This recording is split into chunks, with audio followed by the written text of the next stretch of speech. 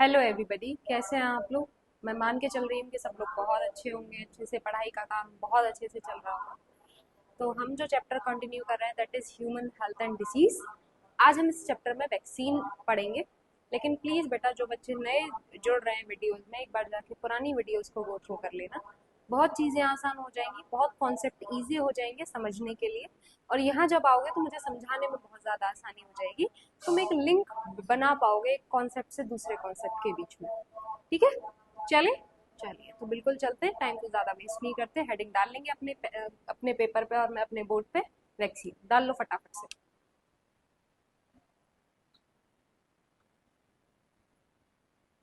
हाँ जी, क्या होती क्या है वैक्सीन, तुम ही लोग बताना शुरू कर दो, फिर मैं तो बताऊंगी।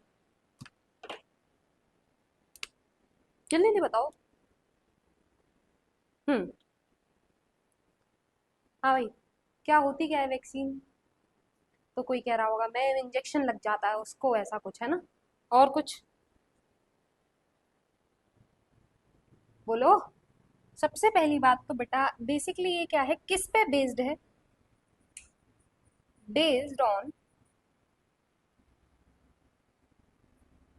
generating immune cells या immune cells और memory cell in our body।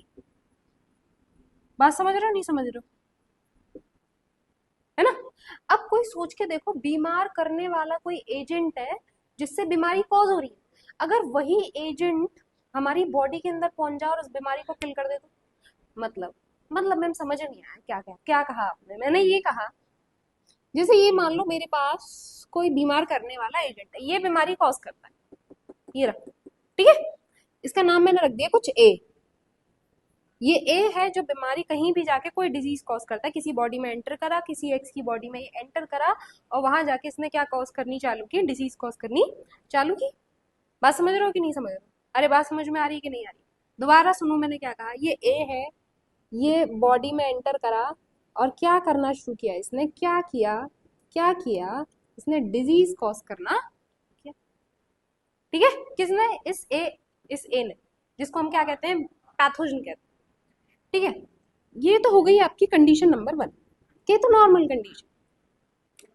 दूसरी कंडीशन क्या है कि भाई जब ये ए डिजीज करने पहुंचा, बॉडी में एंटर किया, है ना, तो इस ए के पास अपना कुछ तो कॉम्पोजिशन होगा, कुछ तो ऐसा है जो ये डिजीज करने लेके जा रहा है। तो भाई जब ये इसके पास कुछ है, बेसिकली वो कुछ क्या है ना, तो इसके पास क्या लगे हुए हैं, अपने इसके खुद के सरफेस पे एंटीजन लगे हुए हैं। क्या लगे हुए हैं भाई, अरे क्या लगे हुए हैं, एंटीजन लगे हुए हैं। हम क्या करेंगे, हमने क्या करना चाहा कि भाई जब ये बॉडी में आए तो कॉमन सी बात है ये एंटीजन भी आएंगे, जब ये बॉडी में एंटर हो रहा है तो एंटीजन भी बॉडी के अंदर एंटर होंगे। तो जब ये बॉडी के अंदर एंटीजन भी एंटर होंगे, समझना जरा सा क्या हो रहा है। तो बेसिकली क्या है, यहाँ पे एक पहले तो डिसीज हो गई आराम से भाई।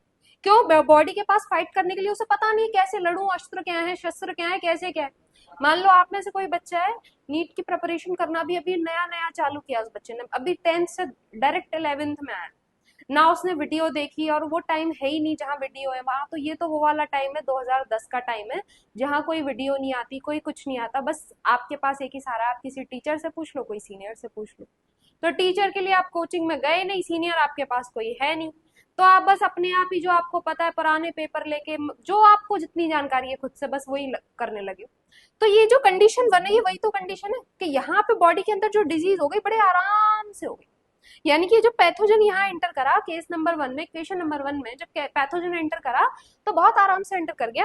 अरे कर गया कि नहीं कर गया। जबकि केस नंबर 2 में ऑलरेडी, एक बार सोच के देखो, कोई एक बच्चा है जिसने क्या किया, एक बार पूरी प्रिपरेशन से गो थ्रू है, उसने अपने पहले ही राउंड में कोचिंग भी ली थी, डजेंट मैटर क्या ऑनलाइन ली या ऑफलाइन ली, बस उसने कोचिंग से पढ़ा।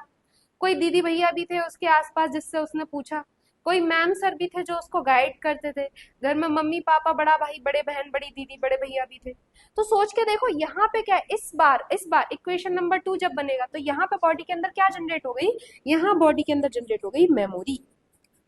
अरे जनरेट हुई या नहीं हुई, अरे जनरेट हुई या नहीं हुई। तो जब बॉडी के अंदर ये जो मेमोरी जनरेट हो गई, किसके लिए, कि भाई दूसरी एक बार, पहली बार एग्जाम में क्या हो रहा था हमें इतना नहीं पता था, लेकिन दूसरी बार, अब की बार जब ये एंटीजन हमारे, ये जो पैथोजन हमारी बॉडी के अंदर आया है, तो हमें पता है कि भाई इसको कैसे किल करना है। यानी एग्जाम जब दूसरी बार हो रहा है तो हमें पता है इसको कैसे, किस तरीके से किल करना है। अरे बात समझ में आ रही है कि नहीं आ रही। तो क्या किया जाता है वैक्सीन में बेटा, ये जो पैथोजन है, इस पैथोजन का ही कुछ पार्ट क्या किया जाता है, बॉडी के अंदर ही इंजेक्ट कर दिया जाता है, ताकि कभी फर्दर पार्टिकल, कोई पैथोजन पार्टिकल आए तो वो वहां पे क्या बनते रहे, उसकी मेमोरी सेल बनती रहे, और वो वहां पे क्या कर दे, उसको किल करने का काम वहीं से वहीं शुरू होता रहे। बात समझ में आ रही है, क्लियर हो पा रही है मैंने क्या कहा। ये है आपका किसका कॉन्सेप्ट, समझ में आ रही है क्या हुआ वैक्सीन में। तो ये तो हुई कि भाई वैक्सीन की कुछ कंडीशन है जो हमें ध्यान रखनी चाहिए। दूसरी बड़ी बात क्या है, देखो जरा सा, एक और बात समझना जरा सा, जो आपके वैक्सीन है ना, ये किस किस जनरेशन की वैक्सीन, मतलब कितने टाइप की वैक्सीन हो सकती है, किस किस कंडीशन में वैक्सीन क्या करके आ रही है, तो इसको देखें, जेनरेशन ऑफ वैक्सीन। बात समझ रहे हो, जनरेशन क्या है वैक्सीन की, क्या क्या जनरेशन हो सकती है, समझना जरा सा। देखो सबसे पहले तो first line generation, second line और थर्ड लाइन। बात समझ में आ रही है, क्लियर हो रही है। फर्स्ट लाइन जनरेशन में क्या होता है, जैसे मान लो अगर इस फॉर्म में हमें शुरुआत नहीं है, वो टाइम है जहां हम अभी इतने ज्यादा इवॉल्व नहीं है, हमने धीरे धीरे शुरू किया है वैक्सीन को जानना, वैक्सीन को पढ़ना, पैथोजन को पढ़ना, भाई हमें बहुत ज्यादा जानकारी नहीं, ना हमारे पास इतने ज्यादा टूल और टेक्निक्स हैं जितने आज मौजूद है। मेरी बात समझ पा रहे हो ना, अभी हमने धीरे धीरे इवॉल्व होना हम चालू कर रहे हैं। तो जिस एरा में हम इवॉल्व होना चालू कर रहे हैं, जिस पीरियड में हम इवॉल्व होना चालू कर रहे हैं, वो क्या है आपका फर्स्ट जनरेशन। बात समझ में आ रही है। इसमें क्या होता है कि भाई कैसे आप वैक्सीन, मान लो कोई डिसीज तो उस टाइम भी हो रही होगी है ना, कम ज्यादा बात की बात है, पर डिसीज उस टाइम भी हो रही थी, तो डिसीज से कैसे प्रोटेक्ट किया, कैसे वैक्सीन बनाई जाए। तो भाई ये शुरू में क्या था कि भाई वैक्सीन बनाने का कॉन्सेप्ट सबसे पहले किसने चालू किया, ये तो बताओ मुझे जरा सा। एडवर्ड, किसने, एडवर्ड जिनर ने। किसकी वैक्सीन बनाई थी, काउपॉक्स से, वायरस से स्मॉल पॉक्स की वैक्सीन बनाई थी। मेरी बात समझ में आ रही है नहीं आ रही है। हाँ, तो शुरुआत में वही टाइम है कि भाई फर्स्ट लाइन बिल्कुल अभी चीजें शुरू होना चालू हो रही। एग्जाम्पल के लिए वैक्सीन बनाने का मतलब कॉन्सेप्ट क्या है, जैसे इसको ऐसे समझो, तो वैक्सीन के बारे में देख रहे हैं हम, तो एडवर्ड जीनर साहब ने सबसे पहले वैक्सीन बनानी शुरू की, और वैक्सीन के फॉर्म में जनरेशन ऑफ वैक्सीन, 3 जनरेशन में जो है वैक्सीन आपकी स्टार्ट होती है। कौन कौन सा, फर्स्ट लाइन, सेकेंड लाइन और थर्ड लाइन। बात समझ में आ रही। फर्स्ट लाइन जब इवोल्यूशन स्टार्ट हो रहा था किस चीज का, मेडिसिन साइंस में वैक्सीन बनने का जो ट्रेंड है वो चालू हो रहा था, that is first line. Second line जब हम थोड़े से इवॉल्व हो गए, थर्ड लाइन जो हम आज के टाइम में चल रहे हैं। ये बात समझ में आ रही। तो फर्स्ट लाइन जैसे कि ये वाला टाइम जहां पे एडवर्ड जीनर सर ने वैक्सीन बनाई, क्यों, क्योंकि हमारे पास इतने ज्यादा टूल टेक्निक थे पर इतने ज्यादा नहीं थे, जितने ज्यादा आज हम इवॉल्व है इतना ज्यादा हमारे पास मॉडर्नाइजेशन नहीं था चीजों के लिए।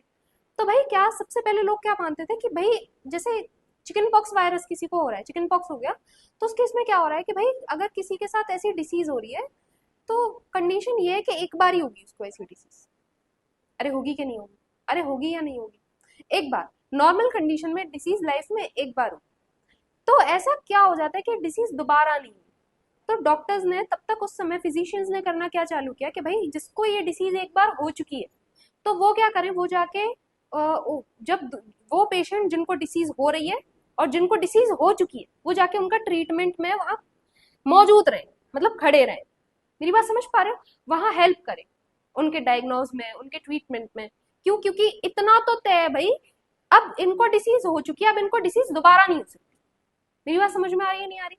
इन ए को, बी को, सी को डिसीज हो चुकी है लाइफ में, और ये बात हमें पता है जिनको डिसीज एक बार हो चुकी है अब उनको दोबारा डिसीज नहीं होगी। तो एटलीस्ट इनका, जिन लोगों का ट्रीटमेंट चल रहा है, वहां किसी नए पर्सन को लाने की बजाय, क्यों, क्योंकि कम्युनिकेबल डिसीज है, अगर उसको है तो इसको भी हो सकती है, तो किसी नए पर्सन को लाने की बजाय ये जो पुराने पर्सन है जिनको डिसीज हो चुकी, इन्हीं को उनके ट्रीटमेंट में लगाइए। क्यों, क्यों लगाइए इनके ट्रीटमेंट में, क्योंकि इनको दोबारा डिसीज नहीं होगी। बात समझ में आ रही है मेरी, मैं क्या कहने की कोशिश कर रही हूँ। हाँ, तो इनको वहां हम लेकर आए, वहां पे तो कॉमन चीज क्या पता लग रही है, समझना जरा सा। कि भाई फर्स्ट लाइन जनरेशन के अंदर जैसे मान लीजिए जो आपका ये पैथोजन है, सपोज कलर चेंज कर लेते हैं जरा सा, ये रहा आपका पैथोजन, और इस पैथोजन के पास क्या है, इस पैथोजन के पास क्या है, इस पैथोजन के पास क्या है, ये रहे एंटीजन, खुद के ही है कि नहीं।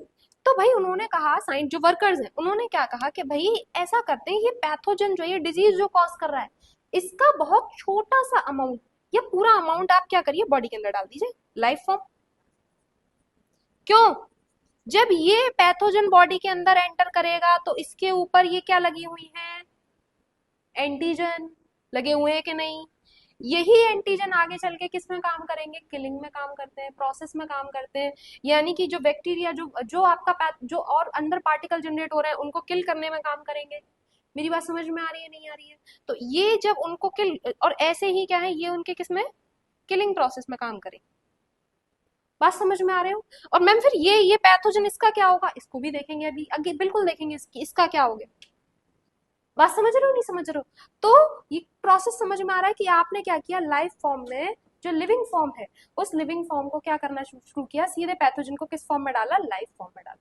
ये जो कंडीशन है कैसी कंडीशन कहलाती है, वैक्सीन कहलाती है, live form of vaccine, first generation vaccine का पहला पार्ट है। क्लियर? समझ में आ रही है?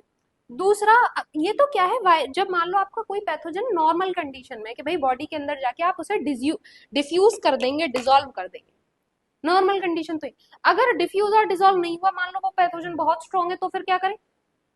ये तो पैथोजन ऐसा था जिसको हमने बॉडी में जाके डिफ्यूज कर दिया, लेकिन अगर पैथोजन डिफ्यूज नहीं हो रहा तो फिर क्या करें, तो फिर क्या करोगे, कुछ नहीं करोगे तुम, फिर नॉर्मली बॉडी के अंदर क्या किया जाएगा, ये जो आप पैथोजन इंसर्ट कर रहे हैं इसको वीक किया जाएगा। मेरी बात समझ पा रहे हो? इसको बाहर से ही क्या किया जाएगा, वीक फॉर्म में डाला जाएगा। ये मेरे पास पैथोजन है और पैथोजन को आप किस फॉर्म में डालेंगे, इसको वीक कर लेंगे बाहर बॉडी के, और तब जाके बॉडी के अंदर इंसर्ट करेंगे, बॉडी के अंदर तब जाके इसको क्या करेंगे, आप इंसर्ट करेंगे। नॉर्मली पैथोजन को आप वीक करेंगे या फिर उसको किल कर देंगे पैथोजन को। क्यों किल कर दिया आपने पैथोजन तक, क्योंकि इसी के ऊपर क्या मौजूद है, आपकी एंटीजन। मेरी बात समझ में आ रही है नहीं? यही एंटीजन आगे जाके किसी वायरस और दूसरे पैथोजन को आपकी बॉडी के अंदर जो घुस गया उसको किल करेंगे। कैसे होगा वो भी समझाऊंगी, लेकिन फिलहाल के लिए बात समझो। क्लियर हो पा रही है? मेरी बात समझ में आ रही है? हाँ, तो ये क्या हुआ आपका, यहाँ पे किलिंग प्रोसेस चालू किया, क्योंकि यहाँ पे आपने बैक्टीरिया, क्योंकि ये जो पैथोजन था बहुत ज्यादा स्ट्रॉन्ग था, बहुत ज्यादा ताकतवर था, तो आपने इसको कैसे डाला, या तो कमजोर करके डाला या इसे मारकर डाला। तो ये वाली कंडीशन क्या कहलाती है, एट्यूनिएटेड।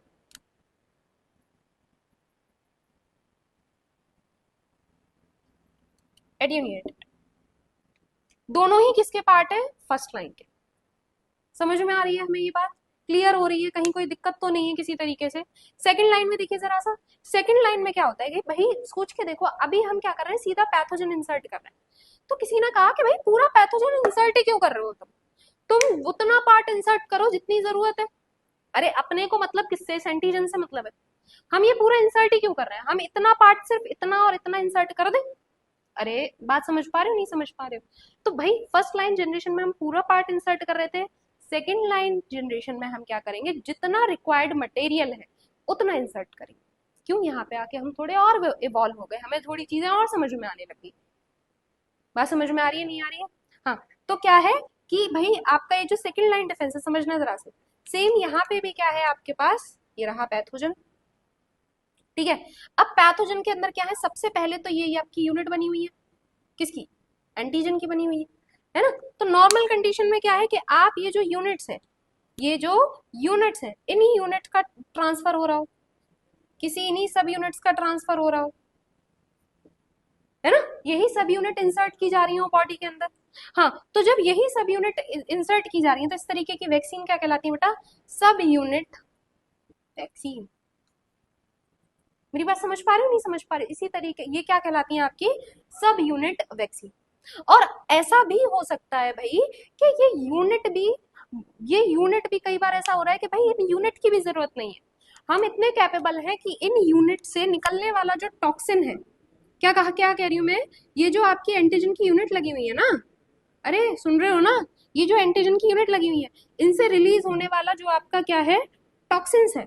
ये टॉक्सिन सिर्फ आप क्या कर रहे हैं, अब की बार इस टॉक्सिन को ही इंसर्ट कर दे रहे हैं। बात समझ पा रहे हो, नहीं समझ पा रहे हो, है ना? तो इस तरीके की कंडीशन क्या कहलाती है, टॉक्सॉइड वैक्सीन। क्या कहलाती है बेटा, टॉक्सॉइड वैक्सीन। क्लियर हो पा रही है मेरी बात? ये कैसी थी, सब यूनिट वैक्सीन, ये कैसी है, टॉक्सॉइड वैक्सीन। दोनों ही किसके पार्ट हैं, अभी भी दोनों ही सेकेंड लाइन जनरेशन वैक्सीन के पार्ट है। बात समझ में आ रही है? क्लियर? फिर आ गए हम थर्ड लाइन जनरेशन वैक्सीन में, यानी आज वाले एरा। आज वाले एरा के अंदर क्या हो रहा है, इसको और क्या कहते हैं, इसने कहा कि भाई जितने भी आपके पैथोजन है, आप पैथोजन के अंदर ना तो पूरे पैथोजन को डालो, ना पैथोजन को वीक करो, ना पैथोजन की यूनिट्स को डालो, ना टॉक्सिन को डालो, आप बस मुझे उसका जेनेटिक मटेरियल लाके दे दो, बात खत्म। किसने बोला ये बात, कौन बोल रहा है ये बात, थर्ड लाइन जनरेशन। बात समझ पा रहे हो? थर्ड लाइन जनरेशन की वैक्सीन क्या कह रही है, मुझे कोई मतलब नहीं है इन सबसे, मैं तुम्हारा काम और अच्छे से और अच्छे तरीके से करवा देती हूँ। पर ये कब करवा रहे हैं, यहाँ पे आके क्या डेवलप हो चुका है हमारे पास, बायोटेक्नोलॉजी।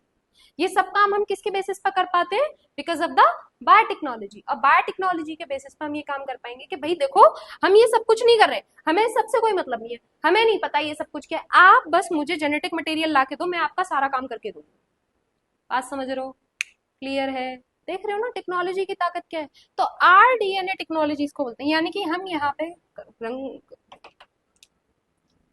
आरडीएनए टेक्नोलॉजी, सुन रहे हो नहीं सुन रहे हो, आरडीएनए टेक्नोलॉजी। इस टेक्नोलॉजी के अंदर क्या किया जा रहा होता है, इस टेक्नोलॉजी के अंदर ट्रांसजेनिक, एक तरीके से ट्रांसजेनिक वैक्सीन फॉर्म की जाती है। एक तरीके से यहाँ पे ये क्या करता है कि भाई तुम कुछ मत करो, तुम अपना ज्यादा दिमाग मत लड़ाओ बिल्कुल भी इन सारे प्रोसेस में, मैं तुम्हें सीधा लाके एक जीन देता हूँ। कैसा जीन, जो ये आपका एंटीजन है, इस एंटीजन को के अगेंस्ट क्या बनाएगा, एंटीबॉडी बनाएगा।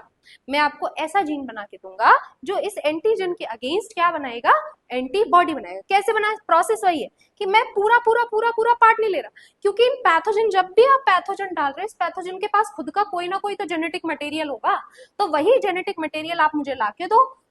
कौन सा जेनेटिक मटेरियल, कौन सा जेनेटिक मटेरियल जो क्या कर रहा है, जो डिजीज कॉज करने में पार्ट कर रहा है, वही वाला जीन आप मुझे उस जेनेटिक मटेरियल का लाके दो, मैं उसके अगेंस्ट, जो एंटीजन के अगेंस्ट एंटीबॉडी बन रही है, वो मैं तुमको बना के दूंगा। यही, ये किसके अंदर है, थर्ड लाइन जनरेशन के। क्लियर हुई बात, समझ में आई?